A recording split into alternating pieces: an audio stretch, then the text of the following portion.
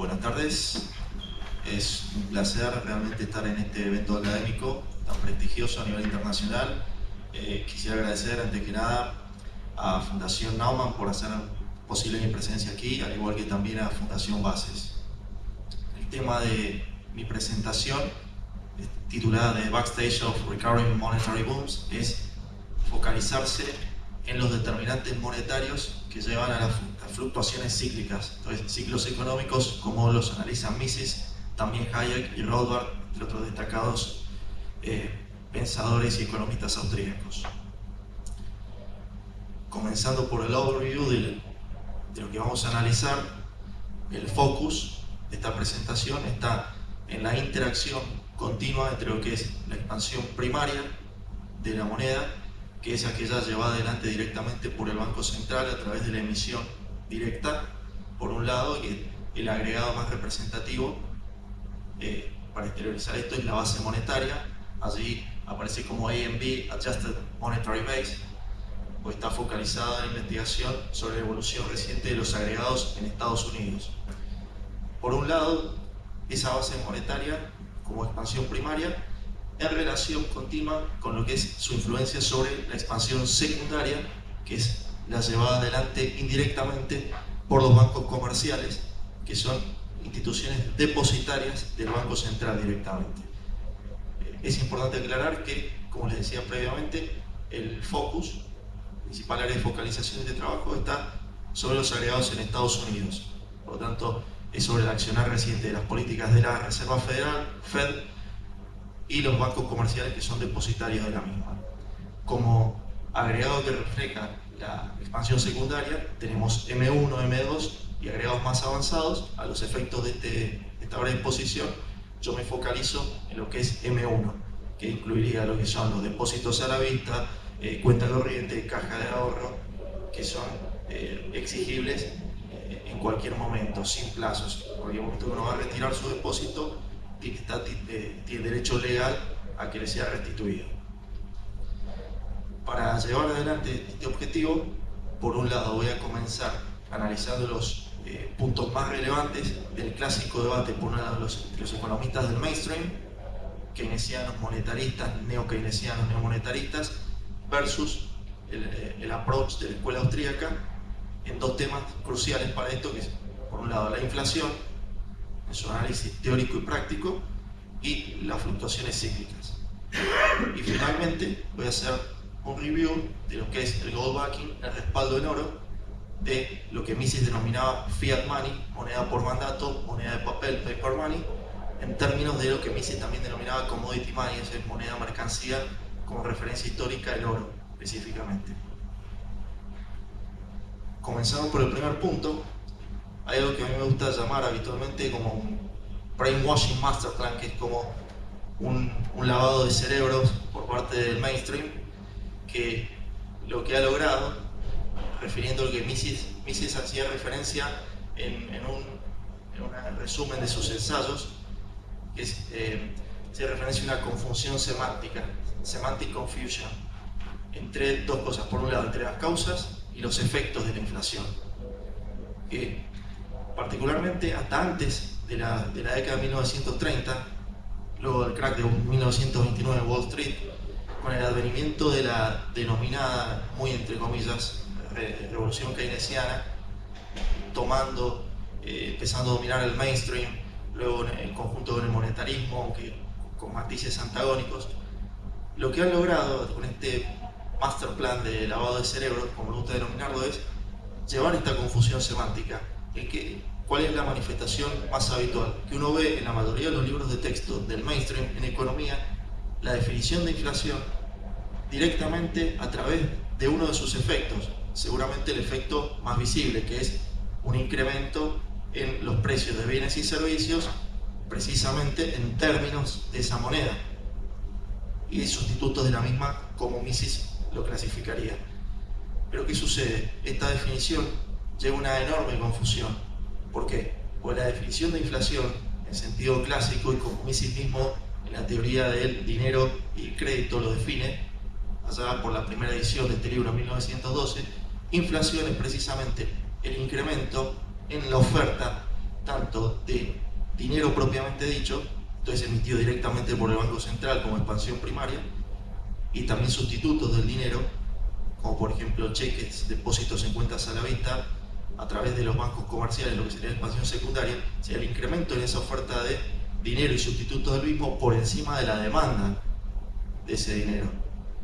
Y eso es lo que lleva la caída en esa demanda, sobre todo lo que Murray Rothbard hace referencia como demand to hold, o sea, demanda para ahorro de ese dinero. La caída en esa demanda hace que gradualmente vaya perdiendo la moneda precisamente en condición de tal. ¿A qué me refiero con esto? Moneda en sentido austríaco, que es un medio de cambio generalmente aceptado. Cuando esta moneda, a través de la expansión primaria y la expansión secundaria por el Banco Central y por los bancos comerciales respectivamente, va perdiendo su aceptación generalizada, más allá que por una ley de curso legal sea impuesta como tal, como en nuestro caso aquí en Argentina y en otros tantos países, pero cito nuestro caso porque es lo que vivimos a flor de piel. Cuando va perdiendo ese nivel de aceptación, nos encontramos ante una caída vertiginosa de la demanda de ese dinero, que en un momento le hace perder la condición de tal, más allá que sea impuesto legalmente. Es por eso que es tan importante la distinción entre expansión primaria y secundaria, más que nada para ver cómo interactúan estos mecanismos y derivan en inflación, y distinguir entre, por un lado, las causas de la inflación, que es la definición propia, como Mises lo señala, como un incremento en la oferta de ese dinero y sustituto del mismo por encima de la demanda. Esa es la definición propia. Versus el efecto más notable, que es el aumento de los bienes y servicios, precisamente citados, quoted, en términos de esos medidos, en términos de ese dinero y sustitutos del dinero. Pero es importante distinguir que uno es la causa y otro es el efecto. Y tanto teórica como analíticamente no es correcto a los efectos científicos definir un fenómeno a través de directamente un efecto, sino que hay que focalizarse en las causas que llevan a eso, precisamente para evitar los efectos negativos que eso conlleva. Es por eso que me ha parecido relevante incluir esta distinción teórico-práctica, y que todo esto se ve obviamente agravado, como Murray Rothbard bien analiza en detalle en una de sus grandes obras titulada The Mystery of Banking. Analiza cómo el sistema de reserva fraccionaria en los bancos, que no es otra cosa que esa potestad legal que tienen las instituciones financieras como depositarias del Banco Central de mantener un nivel de encaje altamente inferior al 100% de los depósitos. Entonces habitualmente oscila entre un 10 y un 20%, dependiendo si se tratan de depósitos a la vista o depósitos a plazo. Esto los expone, particularmente en el caso de lo que son depósitos a la vista, cuenta corriente, por ejemplo, específicamente, como son exigibles on demand, si en cualquier momento uno vaya a retirarlos, los expone a una corrida en caso de una caída sistematizada de la confianza en ese banco, que eso ha sucedido mucho a nivel mundial y obviamente aquí en Argentina incluida. Entonces, una vez hecha esta distinción, focalizándome en lo que es la evolución reciente de los agregados en Estados Unidos, yo analizo un turning point. En la reciente década, entonces entre 2004 y 2014, como se observa en el gráfico, la línea azul hace referencia a lo que es la expansión primaria, la evolución reciente de la base monetaria en dólares en Estados Unidos, y la línea roja a la evolución del agregado M1 como reflejo de la expansión secundaria. Hablo de un turning point, punto de inflexión, en diciembre de 2008, a partir de que la Reserva Federal empezó con las sucesivas rondas, y fueron 3, más precisamente de QE, quantitative easing, inyección directa de dinero en la economía, a través de la compra específicamente de bonos del tesoro y de activos basura como los mortgage-backed securities, que estaban respaldados, entre comillas, por hipotecas subprime, o sea, suscritas por personas con un muy pobre historial crediticio, que obviamente derivaron en la explosión de esa burbuja entre 2007 y 2008. Entonces, el turning point hace referencia a que hasta ese momento la expansión secundaria que vemos en rojo tenía más magnitud con respecto a la expansión primaria que vemos en azul, pero la inyección de dinero en términos de base monetaria fue tan significativa que llevó a que esa base monetaria se multiplicara por más de 5, de hecho casi una proporción de 6 durante la última década y particularmente en los últimos 6 años, precisamente de 2008 hasta la actualidad del 2014, mientras que el agregado de M1, la expansión secundaria, tuvo una evolución mucho menos vertiginosa, a tal punto que se ha levemente más que duplicado durante ese mismo periodo versus el factor de casi 6 por el cual se multiplicó la base monetaria. Y esto tiene su fundamento, tiene su causa. Lo que sucede es que, particularmente desde la segunda mitad de 2008, caída de Lehman Brothers, el 15 de septiembre de ese año, finales de ese año, lanzamiento oficial de las políticas de inyección directa, quantitative easing, la Fed empezó a inyectar dinero directamente en la economía, pero ese dinero no fue canalizado directamente por los bancos comerciales hacia el crédito, sino que desde entonces, como a partir de ese punto de fines de 2008, la Fed además ha estado pagando intereses a los bancos comerciales precisamente sobre esas excess reservas en exceso por encima de los encajes requeridos. Obviamente, para los bancos, el costo de oportunidad de tener esas reservas es mucho menor que el asumir el riesgo de prestar esos dineros a través de créditos potencialmente riesgosos, especialmente hacia diversos negocios y sectores de la economía. Esto se refleja en que precisamente, como pueden ver en la línea azul, están las excess reserves, o sea, reservas que los bancos tienen en sus respectivas bóvedas y en las cuentas con la Fed por encima de los requerimientos legales, por encima de los encajes mínimos, que son entre un 10 y un 20%. Entonces, ¿qué sucede? La evolución de esas reservas, como ven en azul, han imitado perfectamente la evolución de esa base monetaria que está en este gráfico en rojo. Entonces, eso denota que la base monetaria, o sea, el dinero emitido directamente por la Fed, en lugar de ser canalizado hacia el crédito, ha sido en este momento directamente preservado por los bancos como reservas en exceso, traducido literalmente. Esto se deriva precisamente a la crisis de crédito, valga la redundancia, dada la pérdida de confianza y el altísimo riesgo de default tanto del sector público como del sector privado. Pero en este caso nos focalizamos en el tema del riesgo derivado de la falta de crédito del sector privado, porque es un altísimo riesgo de default. O sea, al banco le conviene más, resulta menos riesgoso mantener esos fondos en sus bóvedas, recibir interés sobre los mismos, antes que extender un crédito. Esto, el efecto que ha tenido, ha sido por el momento, yo hablo de frozen credit expansion porque ha mantenido literalmente congelada una expansión secundaria. Esto ha evitado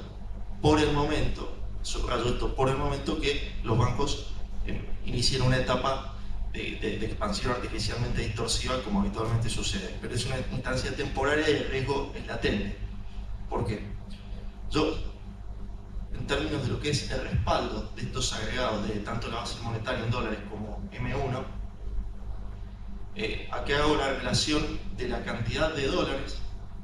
de base monetaria en azul y de M1 en rojo por onza Troy, son 31.1035 gramos de oro, que se mantiene como reserva en el Tesoro de Estados Unidos. O sea, el Tesoro de Estados Unidos en los últimos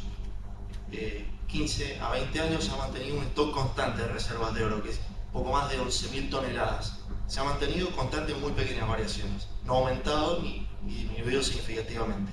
Pero mientras ese stock de oro, que es moneda mercancía en sentido de Mises, o sea, moneda sólida, la moneda de papel por mandato, como fiat money, se ha incrementado. Ha experimentado una expansión de multiplicarse por 5, casi 6 en la base monetaria y poco más del doble en el caso de M1. Entonces, esto se ha reflejado obviamente en que la cantidad de dólares de base monetaria respaldados por cada onza de oro ha pasado de 2.900, casi 3.000 en 2004 a prácticamente 16.000 en 2014. En el caso de M1, de poco más de 5.000 a poco más de 10.000 dólares, actualmente en 2014. Esto lo que refleja es, por un lado, cómo la moneda de papel,